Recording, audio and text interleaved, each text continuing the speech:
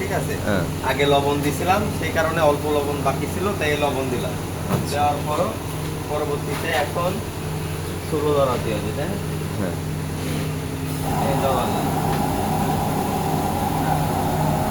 এই যে হচ্ছে আমাদের পেঁয়াজ, রসুন চপ, আদা চপ। চাচা এখন দেবে মিনারেল তেল, রূপচাঁদা। পরিমাণ মতো দিয়ে দিতে হবে, এর ভিতরে আরও দেবে, ঠিক আছে। ডাল, এই ডালটা দিয়ে দিলাম। এই দিল চাচা, দিল ডালটা। পিওর ঘি, ঘি, পুরো দেশি ঘি। ও ঘি দিয়ে দিলাম পরিমাণ।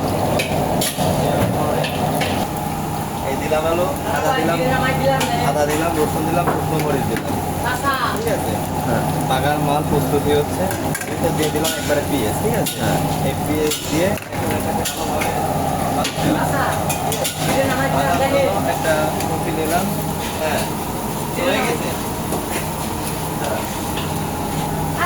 ওই কালারটা কি চাচা পুরো মাখন, পুরো পিওর কালার আসবে, হালিমের জন্য পারফেক্ট। যে খাবে সে খালি খাইতেই মন চাবে। না থেকে হালিমটাও যা পুরো মাখন। হালিমে এখনো কালার আনি, কালারটা আনবো একদম যখন বাগা দিয়া রাখ মুহূর্তে, এখনই আনবো। এই ওইটুকু হালিমে, ঠিক আছে। 1 চামচ, এই 2 চামচ, এই এতটুকু হলো দেন। 2 চামচই লাগবে, তাই তো? তাও ভরপুর 2 চামচ লাগে। মিডিয়ামের অর্ধেক অর্ধেক, তার মানে 1 চামচ ভরপুর দিলে ক্লিয়ার হয়ে যায়। এটারে পানি দিয়ে ভালোভাবে মনে করে গুলায় নিলি সুন্দরভাবে, ঠিক আছে। এই কি করলাম প্রতি, এই হলুদ যে 2 চামচ গুলাইলাম, এই 2 চামচ এর ভিতর দিয়ে দিলাম। আচ্ছা, এখানে ডালের পরিমাণ কতটুকু আছে? এখানে ডালের পরিমাণ আছে হচ্ছে তো 3টা হলো মুগ ডাল, 3টা মুগ ডাল, আর হচ্ছে হলো 2টা কোলর ডাল, আর একটা হচ্ছে মুসুরির ডাল। এই 3টা খুব ভালোভাবে ধুয়ে এখানে সিদ্ধ করা হয়েছে। এর ভিতর কাঁচামরিচ কেটে ছোট ছোট করে সিদ্ধ করে নেওয়া হয়েছে।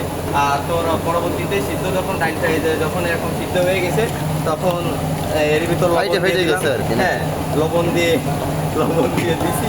দিয়ে দেওয়ার পরে এখন পরবর্তীতে এখন বাগা দেবো। বাগার এই যে মাল প্রস্তুতি চলতেছে, এগুলো তো ভিডিও সব দেওয়া আছে, কি দেখি করলাম আর কি না করলাম।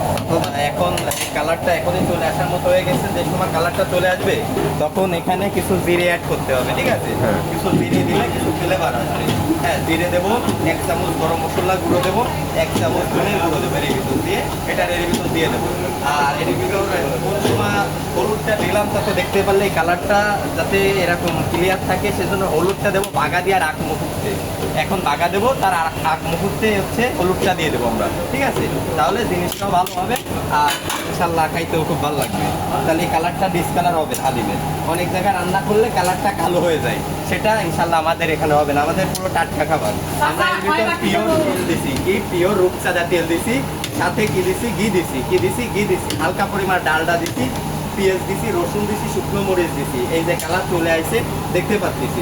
এখন এর ভিতর কি দিয়ে দেবো, এর ভিতর দিয়ে দেবো এই যে জিরে বাঁচতেছে, 1 মুঠ পরিমাণ জিরে নিলাম। জিরে নিয়ে এই জিরেটা এই যে কালার চলে আসবে। এখন এটা জমে দিয়ে দেবো, দিয়ে দিলাম ফাটকায়। হ্যাঁ, এটা একটু সাইড করে নিয়ে পরবর্তীতে এই যে চুলোটা এই কেজা করলাম করে এই যে এই কেজা ডাইলে দিলাম। পুরো বাগা দিয়ে ক্লিয়ার, একটু দমে থাও, ঠিক আছে। এটা ফিনিশ।